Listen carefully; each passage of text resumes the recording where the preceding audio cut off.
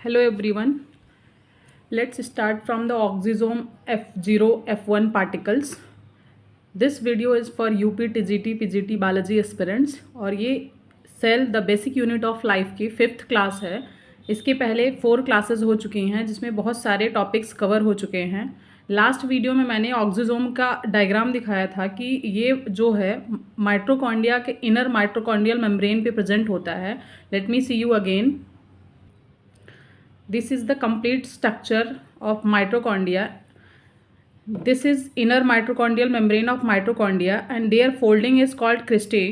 And इस folding पे इस तरीके से जो सर्कुलर स्मॉल सर्कुलर स्ट्रक्चर में प्रेजेंट है उसे ऑक्सीजोम बोलते हैं या फिर इसको F0 F1 पार्टिकल्स भी कह सकते हैं। बहुत इंपॉर्टेंट है। यूपी टीजीटी या पीजीटी जीआईसी जो भी एग्जाम्स होते हैं उसमें हर प्रीवियस ईयर पेपर देखेंगे आप तो ऑक्सीजोम क्वेश्चन जरूर आया है, मतलब बहुत ज़्यादा इंपॉर्टेंट है। तो देखते हैं डिटेल में ऑक्सीजोम क्या होता है। ऑक्सीजोम जो है F0 F1 पार्टिकल, इसे स्मॉलेस्ट मशीन ऑफ यूनिवर्स भी कहा जाता है और इसकी जो डिस्कवरी किया है फर्नांडीज ने किया है, मोरन।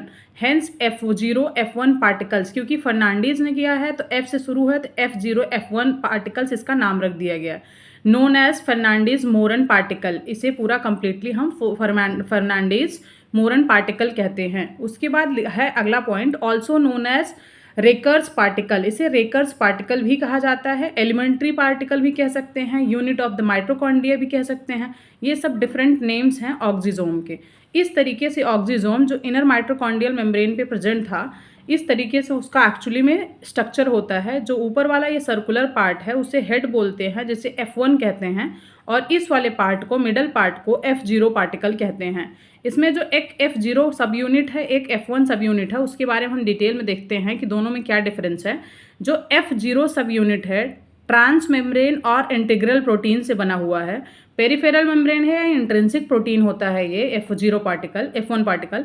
Embedded in the inner mitochondrial membrane outside the membrane, मतलब ये मेम्ब्रेन के बाहर की तरफ F0 F1 पार्टिकल दिखता है।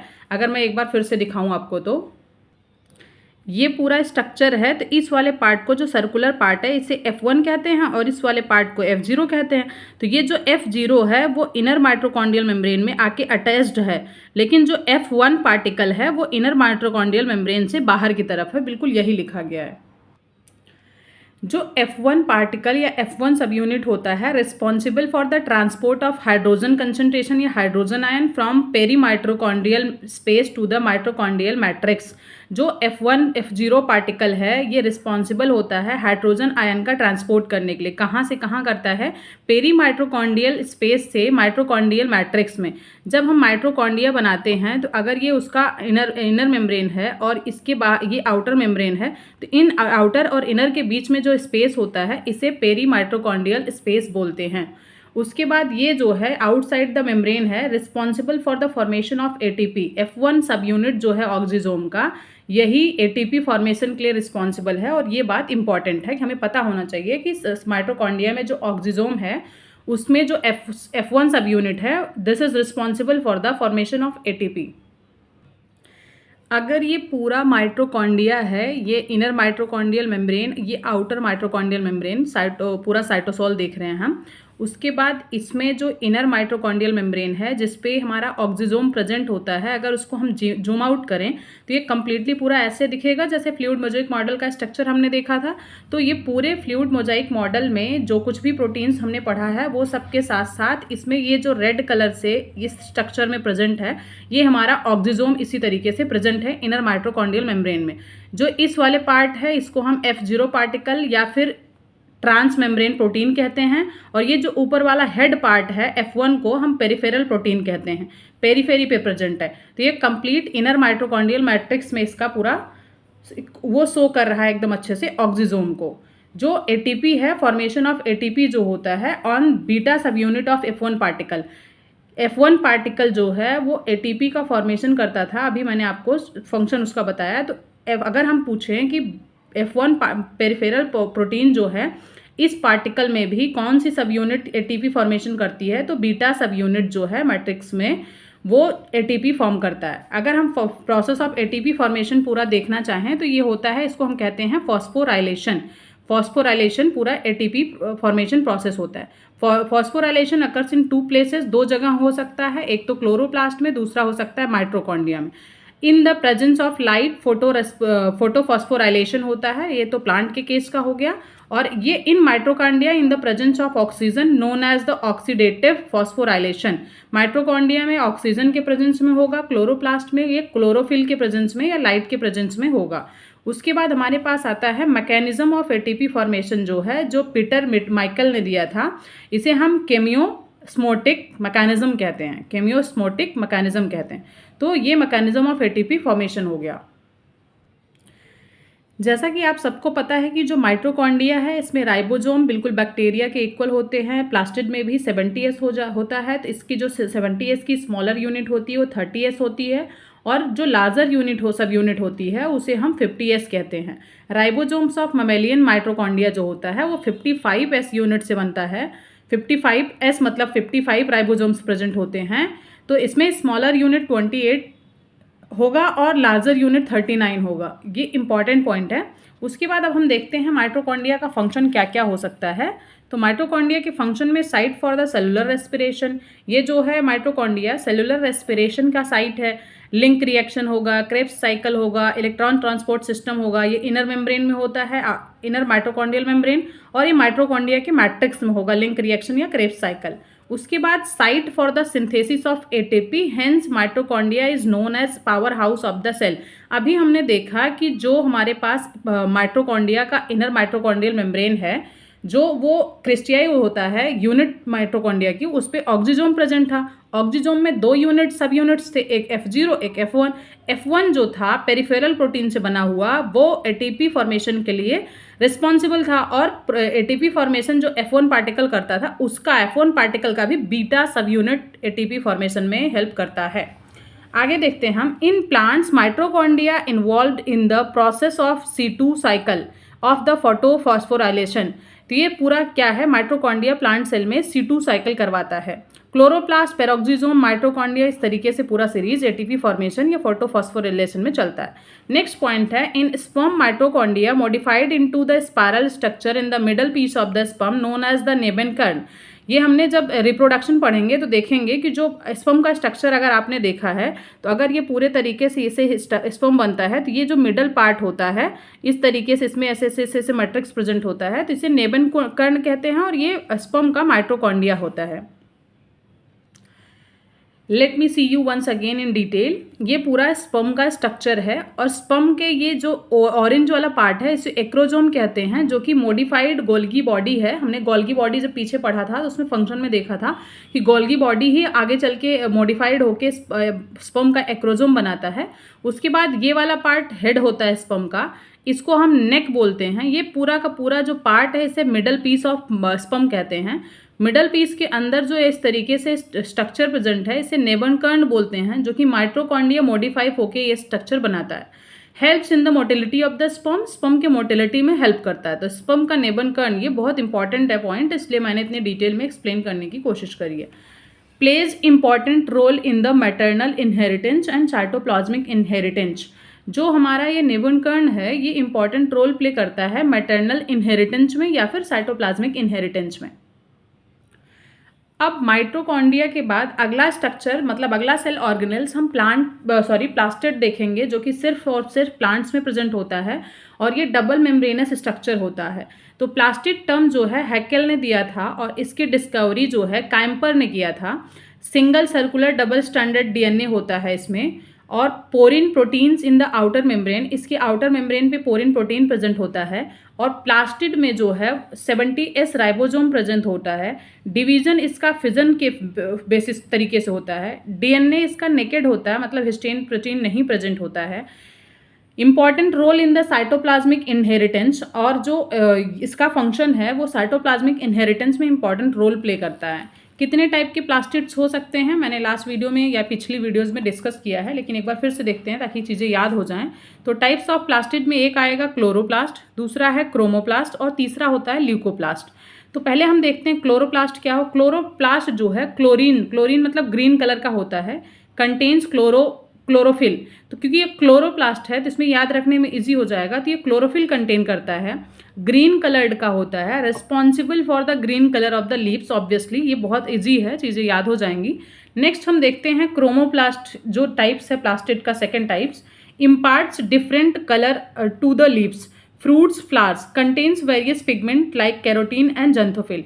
जब लास्ट वीडियो में मैंने प्लास्टिड के डिफरेंट टाइप्स डिस्कस किया था तो मैंने आपसे ये भी बात डिस्कस किया था कैसे याद करेंगे क्लोरोफिल, क्रोमोप्लास्ट और ल्यूकोप्लास्ट कौन से में कौन सा कलर होता है। तो आप लास्ट वीडियो जब देखेंगे तो आपको ये बात बहुत इजीली याद हो जाएगी कैसे याद करें कि क्रोमोप्लास्ट जो है उसमें डिफरेंट कलर्स होते हैं या फिर अलग अलग पिगमेंट्स होते हैं जो फ्रूट्स, फ्लावर्स या लीव्स के कलर्स के लिए रिस्पॉन्सिबल होता है। अब हम देखेंगे ल्यूकोप्लास्ट। जैसे हमने ब्लड सेल्स में देखा है ल्यूकोसाइट्स मतलब WBC जो कि कलरलेस होता है, इसी तरीके से ल्यूकोप्लास्ट जो है कलरलेस होगा लेकिन ये स्टोरेज का फंक्शन करता है। फर्दर इसको 3 और डिफरेंट टाइप्स में डिवाइड किया गया है। पहला टाइप है हमारे पास एलिरोप्लास्ट जो कि प्रोटीन को स्टोर करता है, और ये अमाइलोप्लास्ट जो है स्टोर करता है स्टार्च को, और एलियोप्लास्ट जो है ये ऑयल या फिर फैट स्टोर करता है। नेक्स्ट टॉपिक हम देखेंगे क्लोरोप्लास्ट, जो कि क्लोरोप्लास्ट जो है वो डिस्कवर कौन किया था, मतलब ये टर्म क्लोरोप्लास्ट का दिया था चिम्पर ने जिसे known as kitchen of the cell, मतलब क्लोरोप्लास्ट को किचन ऑफ द सेल के नाम से भी जानते हैं। ये पूरा स्ट्रक्चर है क्लोरोप्लास्ट का, इसमें पूरा डबल लेयर मेम्ब्रेन बना हुआ है, ये डबल सर्कुलर DNA प्रेजेंट है इसमें, 70S का राइबोसोम होता है। ये वाला पार्ट जो है पूरा फ्लूइड फिल्ड जो होता है क्लोरोप्लास्ट में उसे स्ट्रोमा बोलते हैं। ये आउटर मेम्ब्रेन है और ये इनर मेम्ब्रेन है। उसके बाद इस तरीके से जो स्टैक लाइक स्ट्रक्चर्स प्रेजेंट है इसे ग्रैनल लैमेला बोलते हैं। ये एक्चुअली में यूनिट होता है क्लोरोप्लास्ट का, ग्रैना जो है। उसके बाद इसी से आगे चल के पूरा जब एक होता है कई सारे हो जाते हैं तो उसे थाइलोकॉइड बोलते हैं। फिर स्ट्रोमल लैमेलाई, जहाँ स्ट्रोमा प्रेजेंट है उसके इस वाले एरिया को स्ट्रोमल लैमेलाई कहते हैं। उसके बाद आता है इंटर मेम्ब्रेन स्पेस, आउटर और इनर के बीच में जो स्पेस होता है उसे इंटर मेम्ब्रेन स्पेस कहते हैं। फिर इस तरीके से यहाँ पे कुछ स्ट्रक्चर प्रेजेंट होते हैं जिसे कॉन्टाजोम कहते हैं, और 230 मॉलिक्यूल्स ऑफ द क्लोरोफिल का 230 मॉलिक्यूल मिलके क्वांटाजोम बनाता है। इस तरीके से इसी जो हमारे पास ग्रैनल लैमेलाई है इसी के ऊपर ऐसे प्रेजेंट होता है। और आगे डिटेल में देखते हैं।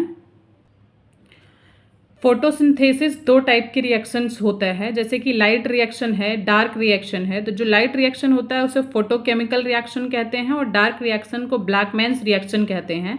और जो फोटोकेमिकल रिएक्शन होता है ये क्लोरोप्लास्ट के ग्रैना में होता है और ये स्ट्रोमा में होता है। जो ग्रैना में होता है मतलब कि फोटोकेमिकल रिएक्शन, उसको हम 2 टाइप्स में डिवाइड कर सकते हैं, एक नॉन साइक्लिक रिएक्शन, दूसरा है हमारे पास साइक्लिक रिएक्शन। जो नॉन साइक्लिक रिएक्शन है involvement of photosynthesis 1 and photosynthesis 2 both, मतलब नॉन साइक्लिक रिएक्शन में फोटोसिंथेसिस 1 और 2 दोनों इन्वॉल्व होता है, अकर्स इन द ग्रैनल लैमेलाई, और ये ग्रैनल लैमेलाई में होता है।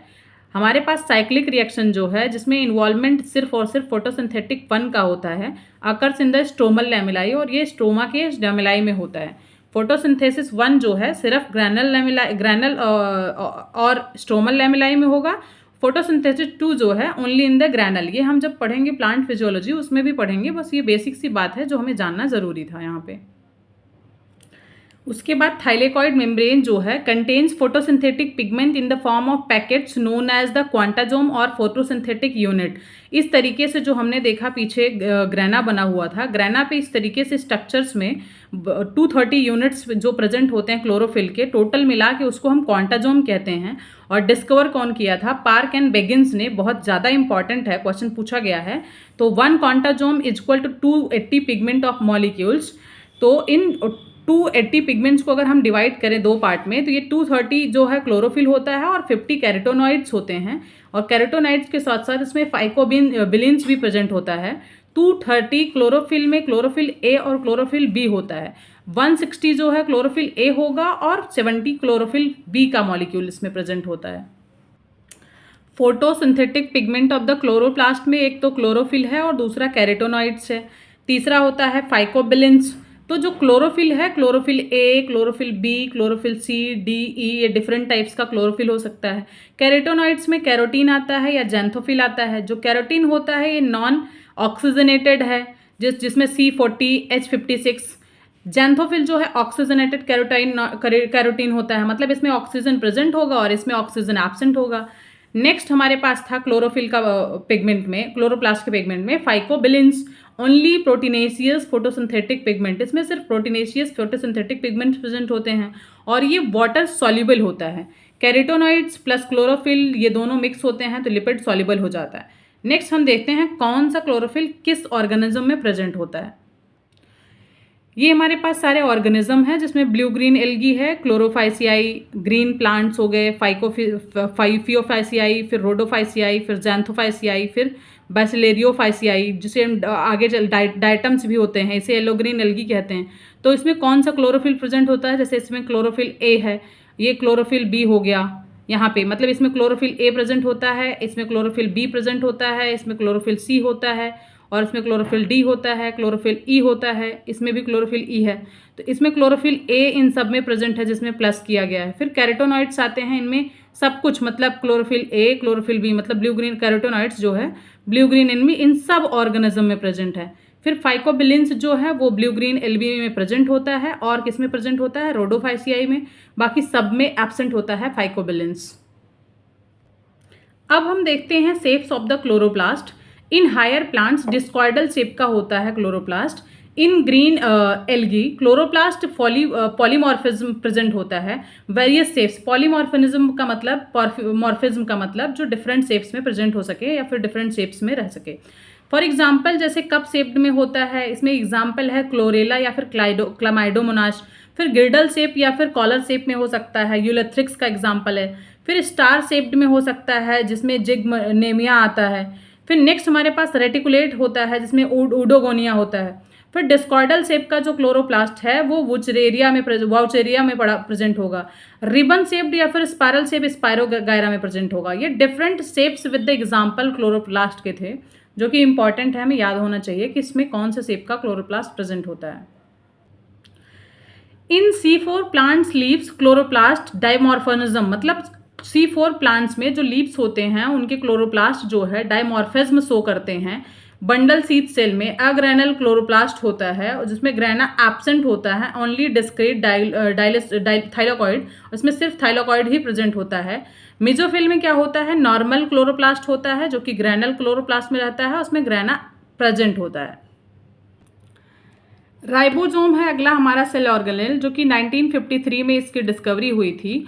Ribosome discovery was done by the George Palade और hence known as Palade granules, मतलब राइबोसोम्स को पैलाडे ग्रेनुल्स के नाम से भी जानते हैं क्योंकि इसकी डिस्कवरी जॉर्ज पैलाडे ने किया था। और जो राइबोसोम है ये नॉन मेम्ब्रेनस सेल ऑर्गेनेल्स होता है, only cell organelles which is present in both prokaryotic as well as eukaryotes organism. और राइबोसोम एक सिंगल ऐसा सेल ऑर्गेनेल्स है जो प्रोकैरियोटिक और यूकैरियोटिक दोनों ऑर्गेनिज्म में प्रेजेंट होता है। स्मॉलेस्ट सेल ऑर्गेनेल्स और सबसे छोटा सेल ऑर्गेनेल्स होता है ये। स्मॉलेस्ट सेल ऑर्गेनेल्स होने के साथ साथ present in the cytosol membrane of the endoplasmic reticulum, outer nuclear membrane, S ribosome. कह रहा है कि ये साइटोसोल में प्रेजेंट होता है, मेम्ब्रेन जो एंडोप्लाज्मिक रेटिकुलम का मेम्ब्रेन होता है उस पर प्रेजेंट होता है, आउटर न्यूक्लियर मेम्ब्रेन पे होता है। और राइबोसोम जो है प्रोकैरियोट्स में 80S राइबोसोम्स प्रेजेंट होते हैं। Also present in the mitochondria and plastid और माइटोकॉन्ड्रिया में 70S राइबोसोम प्रेजेंट होता है। ये बात हम पहले बहुत बार डिस्कस कर चुके हैं। नोट करके एक बात लिखेंगे कि इन मैमेलियंस माइटोकॉन्ड्रिया 55S राइबोसोम्स प्रेजेंट होते हैं और ये तीसरी बार मैं ये बात डिस्कस कर रही हूँ, जिसका स्मॉलर यूनिट 28S होता है और लार्जर सब यूनिट 39S होता है। ये बार बार चीज़ों को लिख देने का बिल्कुल मतलब ये नहीं होता कि आप पढ़ें और आगे चले जाएं, इसको यहीं से तुरंत याद कर सकते हैं, बाद में रिवाइज करने की जरूरत नहीं होगी। Since ribosome present within other cell organelles like mitochondria या फिर plastids, hence known as organelles within organelles, क्योंकि जो राइबोसोम है वो प्रेजेंट होता है within other cell organelles, दूसरे सेल ऑर्गेनेल्स के अंदर प्रेजेंट होता है, इसलिए इसको ऑर्गेनेल्स विद इन ऑर्गेनेल्स भी कहा जाता है। अगर क्वेश्चन पूछे which of the following cell organelle is known as organelle within organelle, तो आंसर जाएगा राइबोसोम। माइटोकॉन्ड्रिया प्लास्टिड दोनों को सेल विद इन सेल के नाम से भी जानते हैं। अब इसमें राइबोसोम जो है प्रोकैरियोटिक में 70S होता है और इन यूकैरियोटिक 80S होता है या फिर 70S होता है, जो कि सिर्फ माइटोकॉन्ड्रिया और प्लास्टिड में होता है। Ribosome responsible for protein synthesis hence known as protein factory, क्योंकि राइबोसोम जो है प्रोटीन सिंथेसिस में हेल्प करता है, इसलिए राइबोसोम को प्रोटीन फैक्ट्री के नाम से भी जानते हैं। बहुत ज़्यादा इंपॉर्टेंट है ये वाला पॉइंट राइबोसोम के सेंस में। राइबोसोम जो होता है ये न्यूक्लियो प्रोटीन होता है। न्यूक्लियो प्रोटीन का मतलब जो ये वाला पार्ट है पहला, न्यूक्लिक एसिड है जिसकी क्वांटिटी कम मात्रा में होती है और प्रोटीन जो है वो ज़्यादा होता है। न्यूक्लिक एसिड में आरएनए प्रेजेंट होता है और प्रोटीन में भी आर प्रोटीन प्रेजेंट होता है। यूकैरियोटिक में न्यूक्लिक एसिड जो है और प्रोटीन जो है उसका रेशियो 50-50 का होता है और प्रोकैरियोटिक में 60-50 का, मतलब प्रोकैरियोट्स में न्यूक्लिक एसिड जो है ज़्यादा क्वांटिटी में होता है। उसके बाद हम देखेंगे कि जो राइबोसोम है वो प्रोकैरियोट्स में और यूकैरियोट्स में किस तरीके से डिफर करता है। तो राइबोसोम जो है प्रोकैरियोटिक में 70S प्रेजेंट होगा, साइटोसोल में प्रेजेंट होगा और प्लाज्मा मेम्ब्रेन में भी प्रेजेंट हो सकता है। लेकिन ये यूकैरियोट्स में जो है इन फ्री फॉर्म जो है अलग प्रेजेंट होगा, इन बाउंडेड फॉर्म अलग होगा। फ्री फॉर्म में साइटोसोल में होता है, माइटोकॉन्ड्रिया में होता है, प्लास्टिड्स में होता है, और जो बाउंडेड फॉर्म में होगा वो ऑन एंडोप्लाज्मिक रेटिकुलम। अगर एंडोप्लाज्मिक रेटिकुलम में भी देखें कहाँ पे, तो रफ एंडोप्लाज्मिक रेटिकुलम, और कहाँ पे होगा, आउटर न्यूक्लियर मेम्ब्रेन पे। एक टीजीटी 2011 का क्वेश्चन है, which rRNA is not found in eukaryotic cell cytoplasm. Eukaryotic cell cytoplasm में कौन सा आरआरएनए नहीं पाया जाता है? तो ये क्वेश्चन जो है इसका आंसर हो जाएगा 16S। और ये इस आंसर कैसे है आगे हम डिस्कस करते हैं। उसके बाद हम देखते हैं यूकैरियोटिक जो राइबोसोम होता है, एक फ्री राइबोसोम था, दूसरा बाउंडेड राइबोसोम था। और जो फ्री राइबोसोम था forms protein of the intracellular use, अंदर के सेल्स के यूज के लिए प्रोटीन बनाता है। Forms extrinsic protein of the plasma membrane, और प्लाज्मा मेम्ब्रेन के लिए एक्सटेंसिक प्रोटीन बनाता है। लेकिन जो बाउंडेड राइबोसोम होता है forms proteins of the extra cellular use, और ये एक्स्ट्रा सेलुलर यूज मतलब बाहर के सेल्स के लिए यूज के लिए प्रोटीन बनाएगा। Forms trans membrane protein of the plasma membrane, ये प्लाज्मा मेम्ब्रेन की ट्रांस प्रोटीन जो है फॉर्म करता है। आगे देखेंगे जो राइबोसोम सब यूनिट होता है, राइबोसोम की सब यूनिट में 2 सब यूनिट्स होती हैं, 70S ribosome and 80S ribosome. 70S ribosome prokaryotic organism में होता है और 80S राइबोसोम जो है यूकैरियोटिक ऑर्गेनिज्म में होता है। जो 70S राइबोसोम होता है इसका स्मॉलर यूनिट होता है 30S और लार्जर यूनिट होता है 50S। और जो 30S है ये टोटल 16S मतलब 16 राइबोसोम से 16S यूनिट मतलब आरआरएनए से मिलके बना है। और जो लार्जर सब यूनिट 50S है इसमें एक आता है 5S आरआरएनए, दूसरा आता है 23S आरएनए। तो इससे हमें ये पता चला कि प्रोकैरियोट्स में 16S, 5S और 23S आरआरएनए सब यूनिट प्रेजेंट होगा।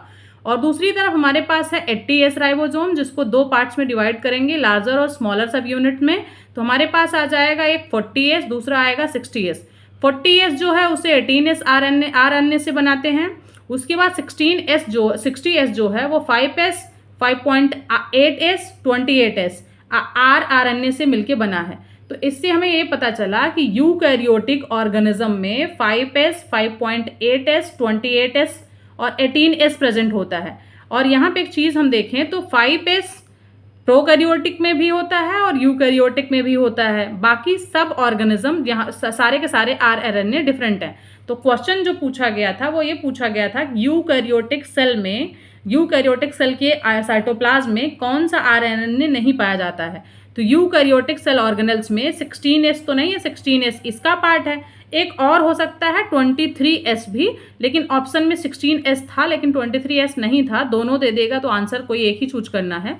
तो इसलिए ये पार्ट बहुत ज़्यादा इंपॉर्टेंट है, आपको पता होना चाहिए कि राइबोसोम सब यूनिट्स को 2 पार्ट में डिवाइड करते हैं और जो स्मॉलर है उसको भी फर्दर डिवाइड करेंगे, लार्जर को भी फर्दर डिवाइड करेंगे। याद रखने की चीज़ ये है कि प्रोकैरियोटिक ऑर्गेनिज्म में 16S आरआरएनए और 5S आरआरएनए होता है, फिर 23S आरएनए भी होता है। और यूकैरियोटिक में 18S आरआरएनए, 5S आरआरएनए, 5.8 और 28S आरआरएनए होता है।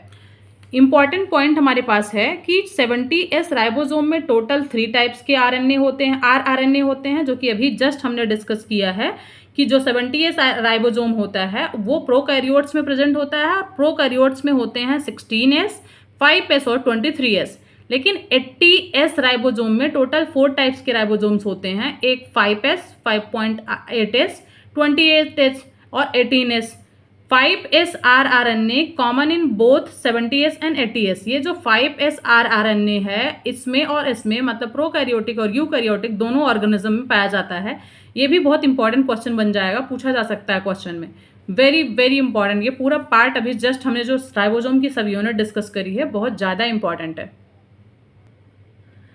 राइबोसोम फर्दर अगर एक बार हम देखें इन prokaryotic organism and in eukaryotic organism, तो प्रोकैरियोटिक ऑर्गेनिज्म में राइबोसोम पॉलीराइबोसोम के फॉर्म में या पॉलीजोम के फॉर्म में प्रेजेंट होता है, और यूकैरियोटिक ऑर्गेनिज्म में मोनोराइबोसोम या फिर मोनोजोम के फॉर्म में प्रेजेंट होता है। क्या मतलब है पॉलीराइबोसोम का, इसको हम देखते हैं। इसमें सिर्फ एक mRNA पे बहुत सारे राइबोसोम्स लगे होते हैं इस तरीके से। ये जो ब्लू कलर से मैंने शो किया है ये हमारे पास mRNA है, और ये ऑरेंज वाला जो दोनों तरफ से ऐसे अटैच्ड है उसे राइबोसोम्स कहते हैं। 1 mRNA plus many ribosome since prokaryotic mRNA is polycistronic. इसलिए प्रोकैरियोटिक ऑर्गेनिज्म के जो mRNA है उसे हम पॉलीसिस्ट्रोनिक भी कहते हैं। और ये मोनोराइबोसोम और मोनोजोम जो है इसमें एक mRNA होगा और एक ही राइबोसोम होगा, इसलिए यूकैरियोटिक mRNA को मोनोसिस्ट्रोनिक यूनिट भी कहा जाता है।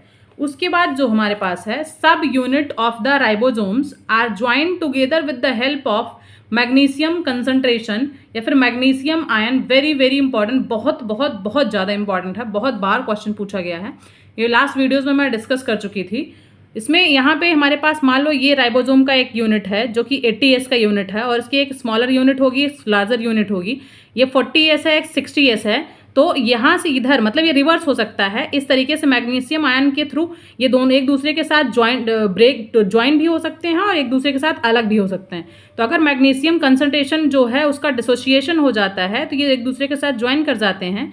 मैग्नीशियम कंसंट्रेशन या मैग्नीशियम आयन का एसोसिएशन हो जाता है, इंक्रीज कर दिया जाता है, तो एक दूसरे के साथ ऐसे जुड़ जाते हैं और ब्रेक हो जाते हैं। ठीक है, मैग्नीशियम कंसंट्रेशन को डिक्रीज करके हम डिसोसिएशन करते हैं और इंक्रीज करके एसोसिएशन कर सकते हैं। अब बहुत सारी छोटी छोटी बातें मैंने यहाँ पे डिस्कस करी जिस तरीके से प्रीवियस ईयर में क्वेश्चंस पूछे गए हैं, तो एक बार आप देखिएगा ध्यान से।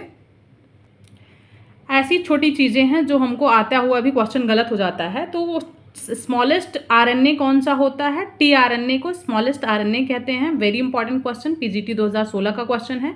और जीआईसी 2021 में पूछा गया था कि most stable RNA in the animal cell कौन सा होगा? तो आरएनए को मोस्ट स्टेबल आरएनए कहा जाता है। और पीजीटी 2010 और टीजीटी 2021 में आया था nucleus is the related to the synthesis of RNA.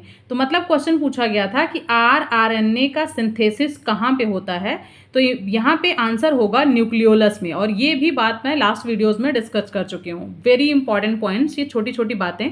Smallest RNA कौन सा होगा? टीआरएनए को स्मॉलेस्ट आरएनए कहते हैं। मोस्ट स्टेबल आरएनए कौन सा है? आरआरएनए को मोस्ट स्टेबल कहते हैं। और आरएनए जो होता है, आरआरएनए जो होता है, ये न्यूक्लियोलस में इसका सिंथेसिस होता है।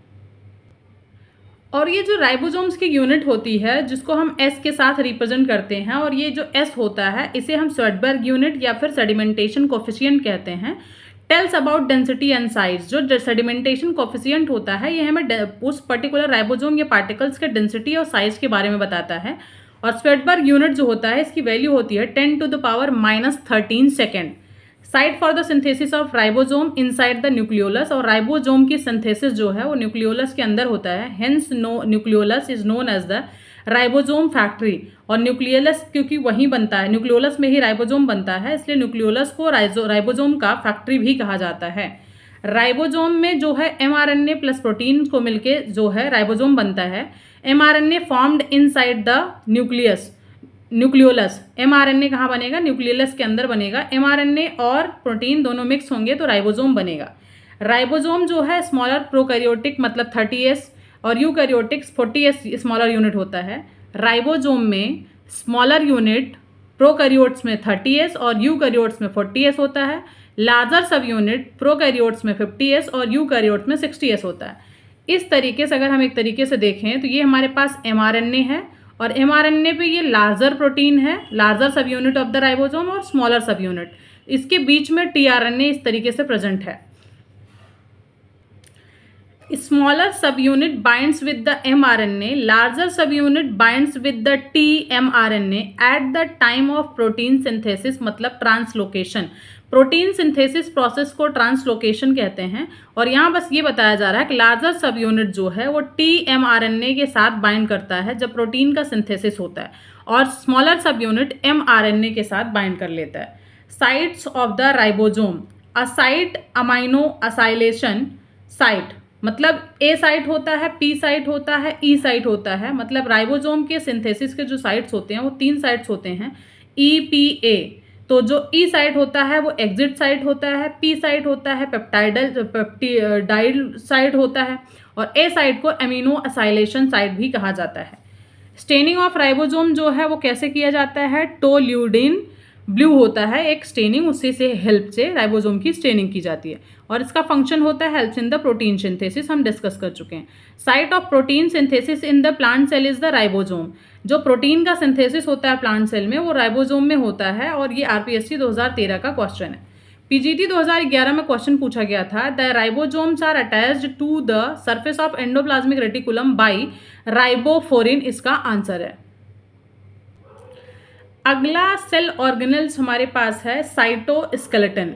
सिंगल मेम्ब्रेनस स्ट्रक्चर होता है, present in both plants as well as animal. Proteinaceous structure होता है, 3 टाइप्स का होता है। इसमें 3 टाइप्स कौन कौन से हैं, माइक्रोट्यूब्यूल्स होगा, माइक्रोफिलामेंट होगा, और इंटरमीडिएट फिलामेंट होगा। जो माइक्रोट्यूब्यूल होता है ये ट्यूबुलिन प्रोटीन से बना होता है, माइक्रोफिलामेंट जो है एक्टिन प्रोटीन से बना होगा, intermediate filament made up of lamin protein and desmin protein.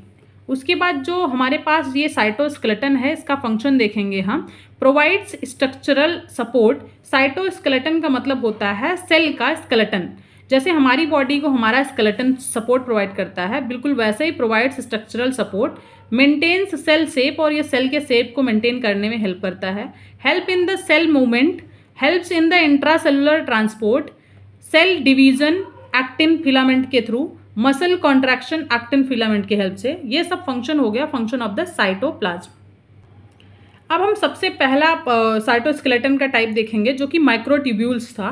Proteinaceous structure होता है made up of tubulin protein. Tubulin protein जो होता है उसका 2 सब यूनिट होता है, एक अल्फा सब यूनिट, एक बीटा सब यूनिट। ऐसे अल्फा और बीटा सब यूनिट एक दूसरे के साथ ज्वाइंट होते हैं, उसका पॉलीमराइजेशन किया जाता है ट्यूबुलिन प्रोटीन का, तो इस तरीके से अल्फा बीटा इस तरीके से स्ट्रक्चर बनता है।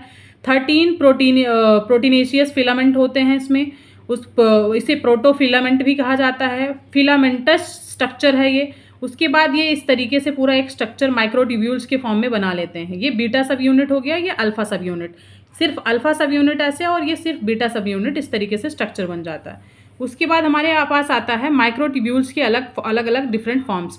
ये सिंगलेट फॉर्म्स में भी प्रेजेंट हो सकते हैं। अगर ऐसे सिंगल प्रेजेंट होगा तो इसे टोटल 13 प्रोटोफिलामेंट से मिलके एक सिंगलेट जो है माइक्रोट्यूब्यूल्स बन जाएगा।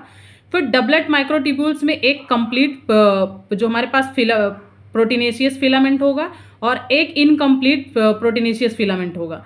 फिर 13 10 10 का मतलब एक कंप्लीट हमारे पास ट्रिपलेट माइक्रोट्यूब्यूल में इनकम्प्लीट और +2 इनकम्प्लीट हमारे पास माइक्रोट्यूब्यूल्स होंगे। तो ये 13 10 10 के फॉर्म में इस तरीके से माइक्रोट्यूब्यूल्स प्रेजेंट होते हैं। माइक्रोट्यूब्यूल्स का अरेंजमेंट जो है 9+2 के अरेंजमेंट में होता है सीलिया और फ्लैजिला में, 9+0 अरेंजमेंट होता है सेंट्रियोल एंड बेसल बॉडीज़ में। बहुत ज़्यादा इंपॉर्टेंट है, ये क्वेश्चंस बहुत बार पीछे पूछे गए हैं। 9+2 जो अरेंजमेंट होता है इसमें 9 माइक्रोट्यूब्यूल होता है, 2 माइक्रोट्यूब्यूल होता है। जो 9 माइक्रोट्यूब्यूल होता है वो डबलेट माइक्रोट्यूब्यूल के फॉर्म में होता है और 2 माइक्रोट्यूब्यूल सिंगलेट के फॉर्म में होता है, और ये होते जो हैं वो पेरीफेरी पे होते हैं। और जो 9+0 का अरेंजमेंट है इनमें 9 माइक्रोट्यूब्यूल जो हैं वो ट्रिपलेट के फॉर्म में होते हैं और 0 माइक्रोट्यूब्यूल होते हैं, नथिंग इन द सेंटर, और सेंटर पे कोई भी मतलब 0 माइक्रोट्यूब्यूल्स होते हैं, और ये पूरे पेरीफेरी पे प्रेजेंट होते हैं। फिर हमारे पास आता है structure of cilia and flagella, जिसको अभी हमने देखा, जिसमें माइक्रोट्यूब्यूल जो है वो 9+2 के फॉर्म में प्रेजेंट होगा।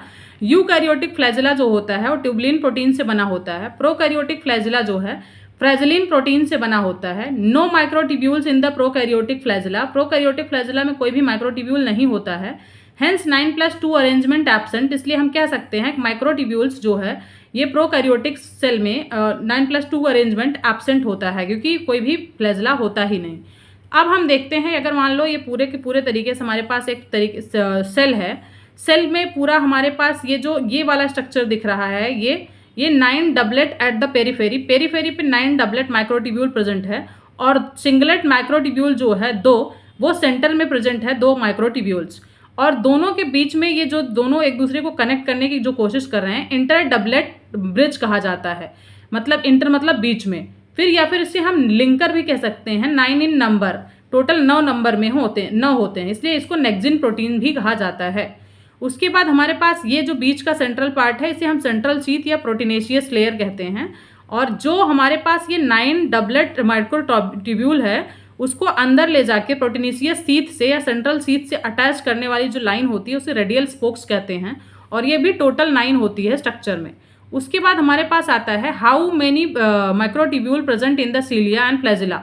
9+2 होता है, 9 डबलेट होगा और 2 जो है सिंगलेट होगा। डबलेट 9 × 2, क्योंकि 2 है, मतलब 2 के फॉर्म में है, 9 था और डबल था, तो 9 2 जा 18 हो जाएगा, 18+2। उसके बाद सिंगलेट भी यहाँ पे आया, तो दोनों को हम इसमें ऐड करें तो 20 माइक्रोट्यूब्यूल। 9 माइक्रोट्यूब्यूल इनकम्प्लीट होते हैं, बाकी सारे कंप्लीट होते हैं 11 माइक्रोट्यूब्यूल्स। तो इस तरीके से हम ये भी निकाल सकते हैं अगर हमें पूछा जाए कि किसमें कितने माइक्रोट्यूब्यूल्स प्रेजेंट होते हैं तो भी। नेक्स्ट वीडियो से हम सेंट्रोसोम डिस्कस करेंगे क्या होता है, जो कि बहुत इंपॉर्टेंट है। इसमें से बहुत सारे क्वेश्चंस पूछे गए हैं पिछले प्रीवियस ईयर क्वेश्चंस में। मिलते हैं नेक्स्ट वीडियो में, तब तक के लिए bye bye, thank you so much.